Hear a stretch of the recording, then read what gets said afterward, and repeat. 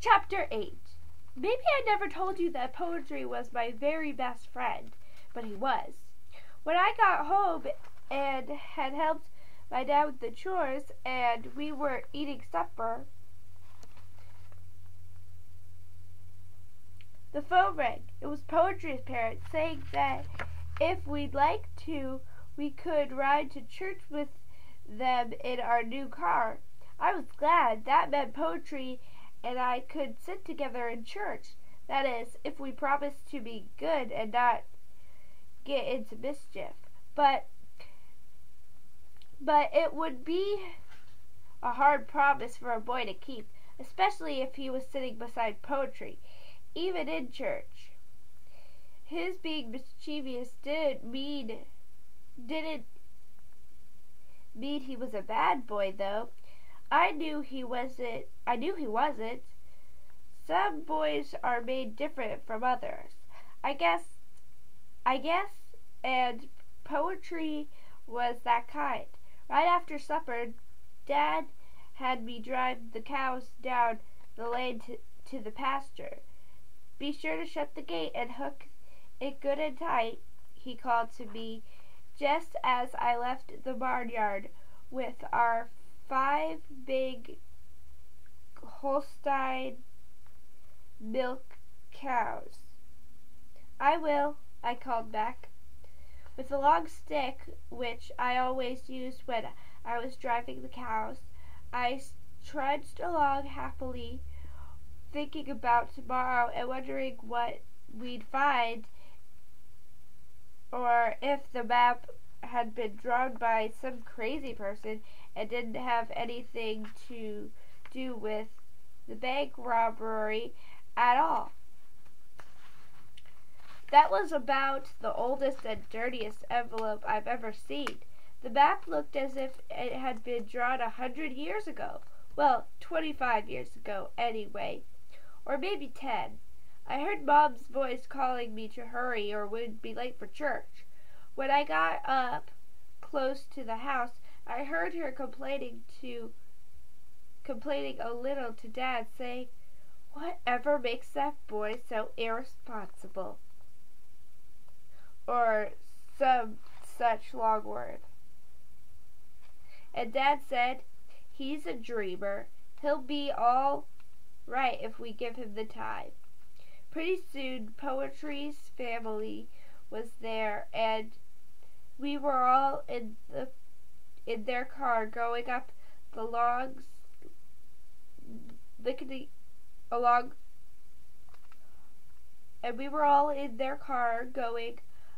road lickety-sizzle toward our church, which was maybe 2 miles from where we lived. We boys all lived out in the country, in about the prettiest spot in the world, I reckon. Right across the road from the church, which was a country church, was a 3-room schoolhouse. It wasn't the school we all went to. We had a little 1-room school of our own right in our neighborhood. It didn't take us long to get out there. It wasn't even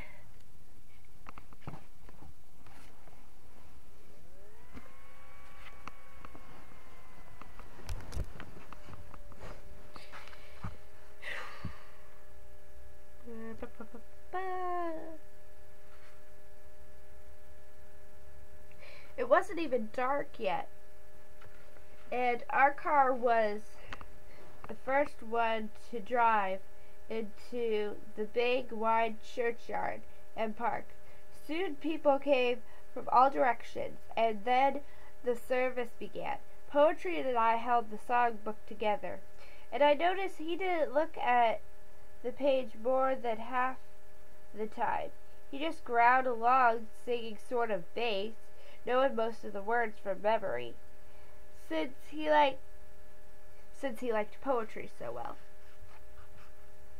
The meeting wasn't exactly the kind of appeal to red-blooded boys like us, but we liked the music and the minister's prayer which wasn't too long, and his sermon, which was easy to understand and wasn't too long either.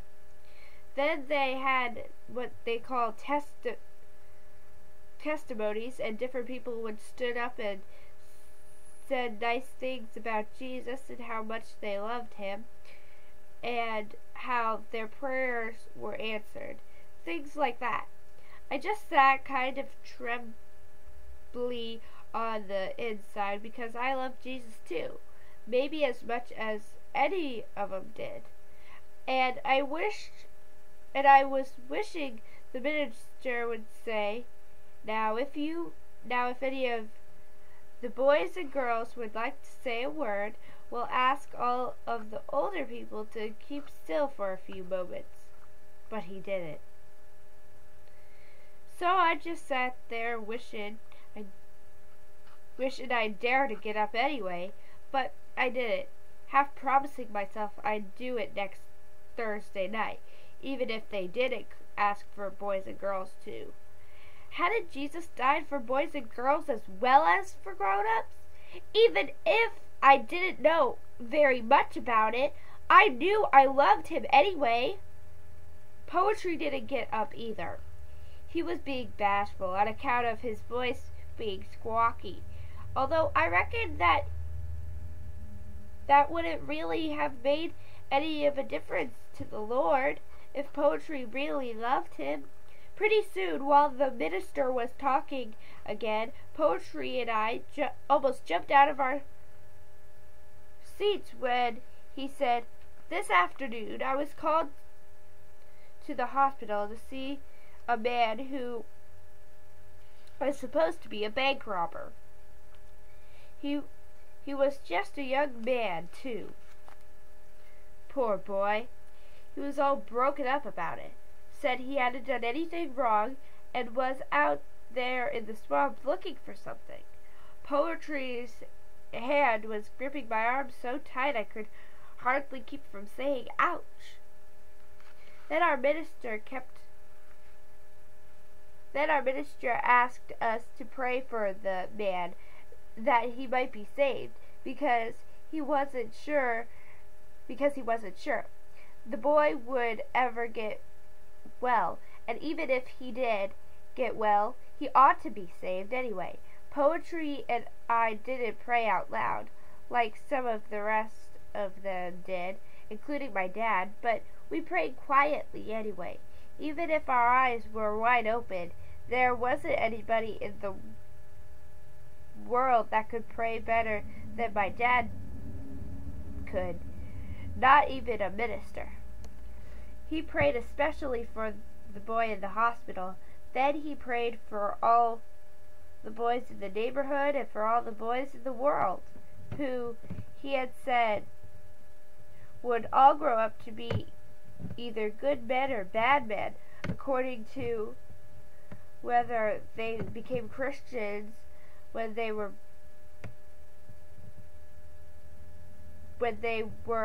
boys. I guess Poetry must have felt like I did because I saw him put his hand to his eyes quick like and brush away something.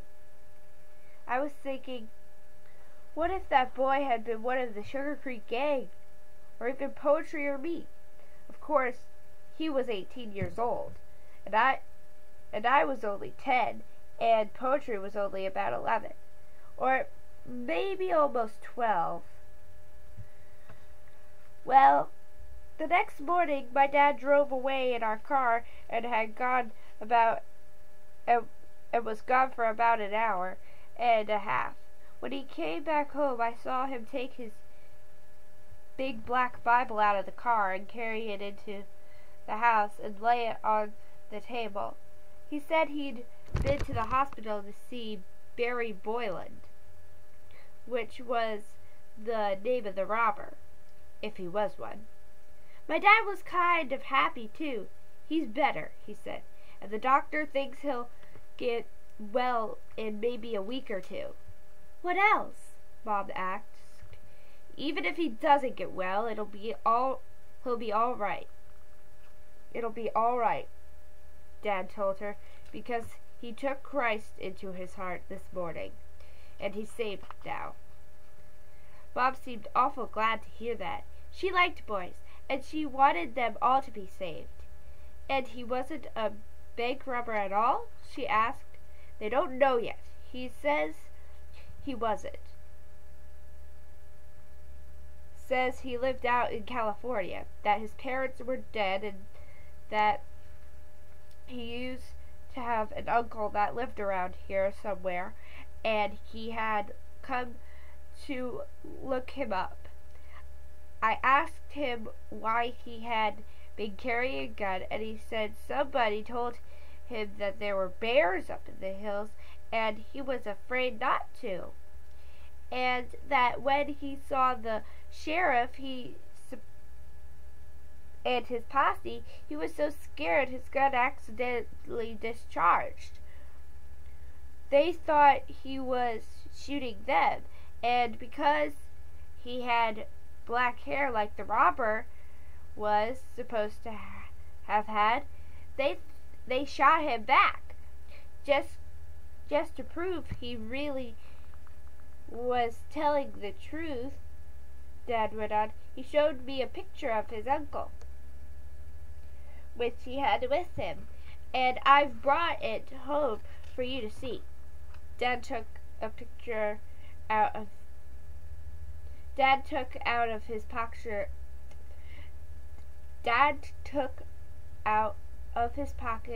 a picture about the size of a postcard. Mom gasped the way she did when she was terribly surprised, and said, "Oh, Old Man Paddler! Why, let me see," I said, getting there as quickly as I could. "It's nothing," Dad said, not wanting to get me excited, I guess. "It's just a picture of an old man who used to live up in the hills, but who disappeared about 10 years ago, when you were a baby." He handed the picture to me, and it was my turn to be surprised. In fact, I never was so surprised in my whole life before. The picture looked exactly like Poetry did when he had on the wig and the long whiskers. "What's the matter?" Dad asked. "Nothing," I said. Then I added, "Did he really die 10 years ago?"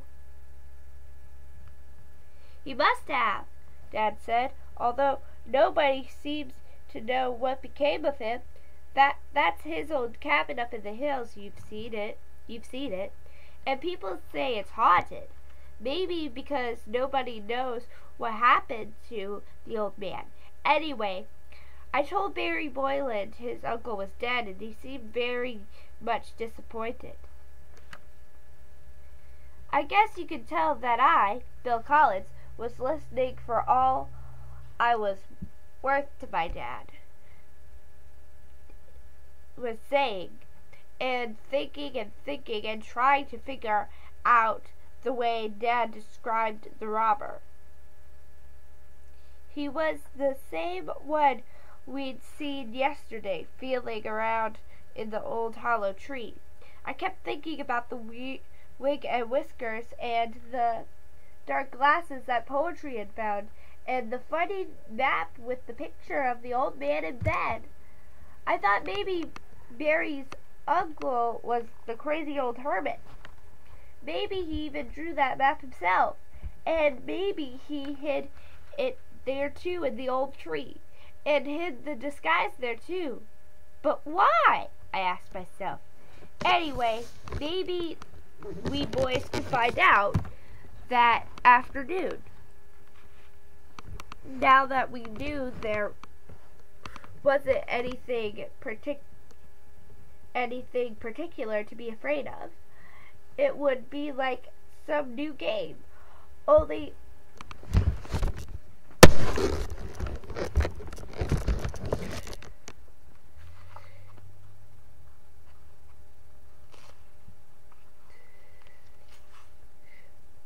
a whole lot more mysterious. Soon it was dinner time, and right after that it was 1 o'clock. The gang was all Down at the spring, circus, dragonfly, poetry, Little Jim with his gunny sack, Big Jim with his tape measure, and me, Bill Collins. First I told them what Dad had said about the robber not being a robber at all, and about him being saved. You should have heard Little Jim sigh with relief, just as if he'd been carrying something heavy for a long time, and somebody suddenly lifted off his shoulders. Even Circus seemed glad. There happened to be an elm sapling right there. He shimmied up it like a squirrel and stood on the first limb and slapped his hands against his legs like a rooster flapping its wings after he's just won a fight with another rooster.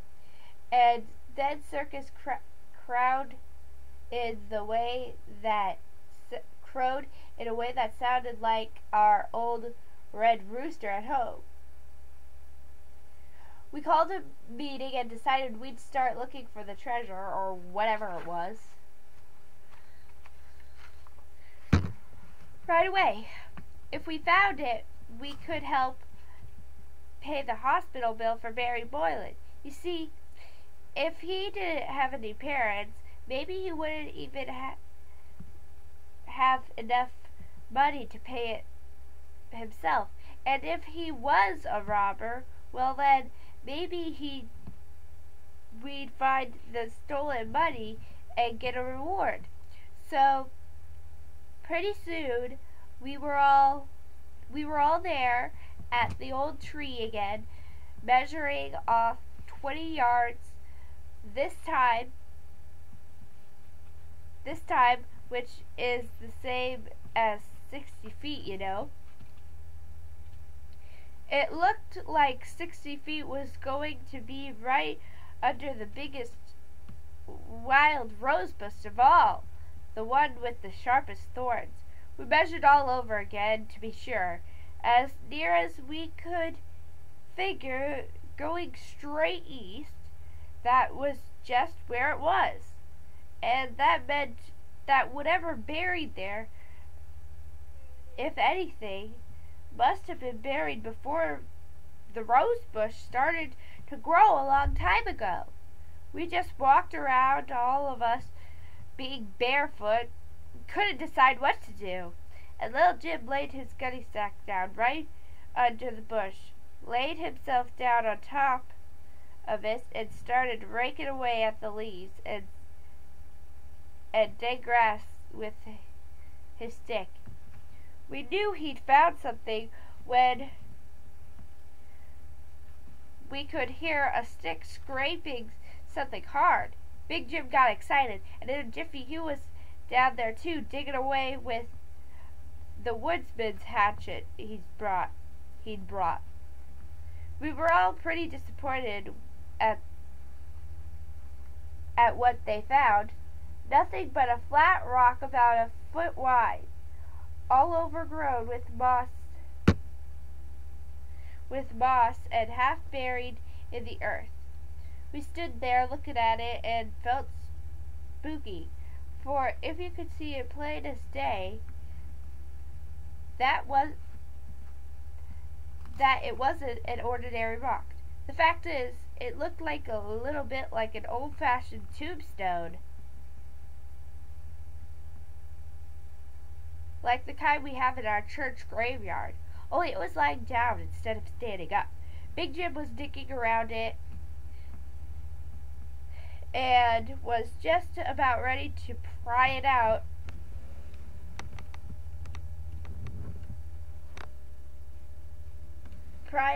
and turn it over to see what was under it, or else what was written on it on the other side, when Dragonfly said, "Psst! Somebody's watching us! I saw him right over there in the bushes!" I tell you, it didn't take Big Jim longed to cover that stone with the dead leaves and dried grass, or for all of us starting to act natural. Poetry was the first one to get started, having maybe 100 poems tucked away in his mind somewhere. He dropped flat on the ground anyway, as flat as he could, and made a mournful face, and with his hand up to his head said, "Humpty Dumpty sat on a wall. Humpty Dumpty had a great fall. All the king's horses and all the king's men couldn't put Humpty together again." Circus was already lying on his back, swinging his feet up and down, and saying, "1, 2, 1, 2, 1, 2, up, down, whoa!" Big Jim crawled out from under the rose bush, rubbing his eyes and scolded us for waking him up. He talked so loud and looked so fierce that for a minute we thought he meant it. Then he yawned and acted awful sleepy. "Look, fellas!" I cried, holding up one of the roses I'd just picked. "Look at these pretty yellow stamens all around the green and white center. Why, this rose only has 5 petals," I said, surprised-like.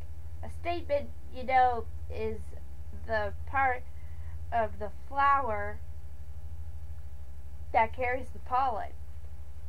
If flowers didn't have them, you could plant 1,000,000 seeds and none of them would ever grow. Ah, that's better. Okay, where was we?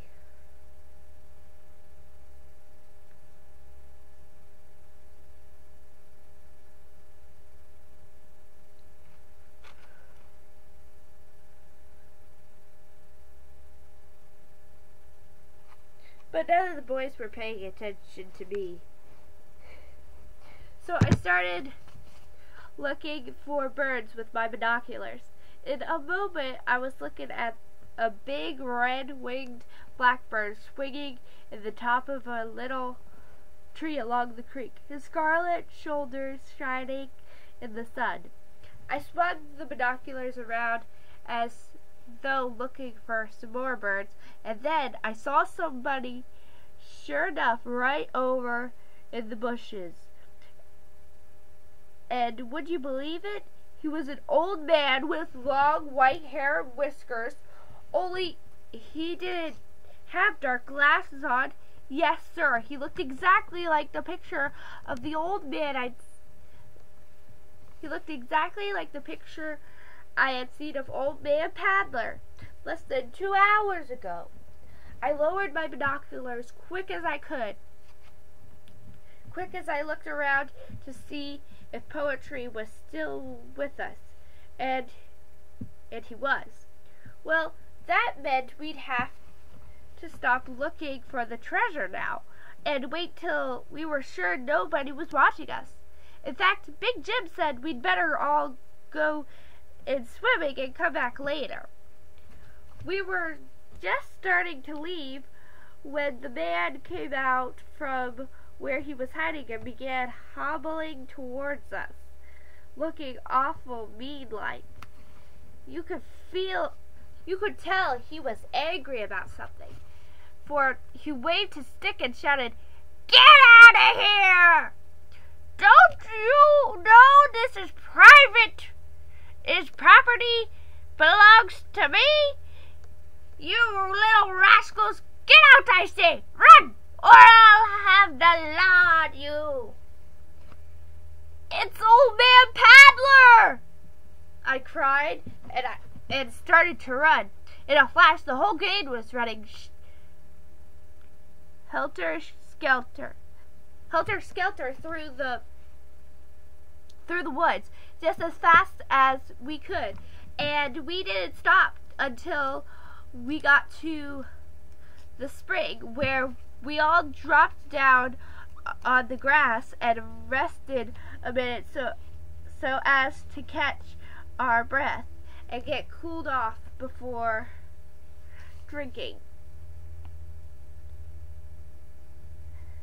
That's what you're supposed to do when you're hot, no matter how thirsty you are.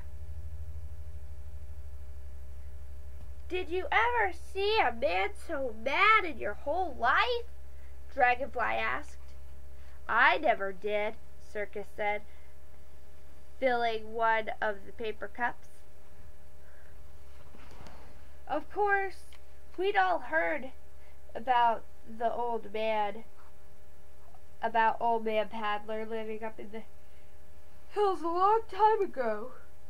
We'd been up to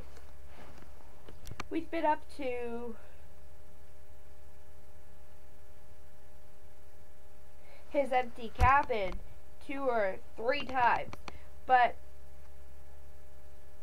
he was supposed to be dead now. Everybody said so, yet we'd seen him with our own eyes this afternoon, hadn't we?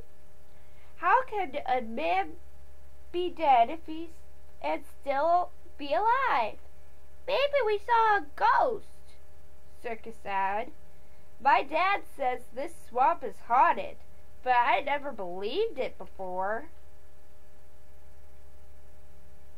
There aren't any such things as ghosts, Little Jim said quickly.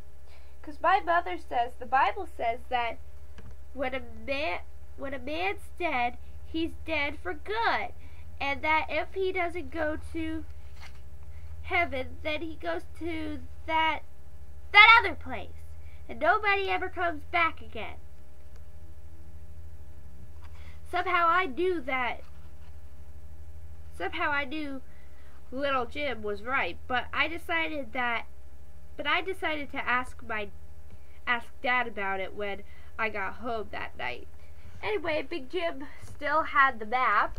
He said it probably belonged to the old man, and we'd have to give it back to him. Maybe he had something buried there, and after being away for 10 years or more, he'd come back to get it.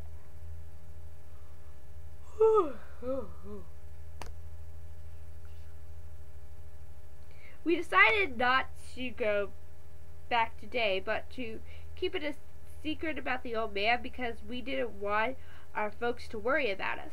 When I got home, I had the grandest surprise waiting for me, and you'd never guess what it was.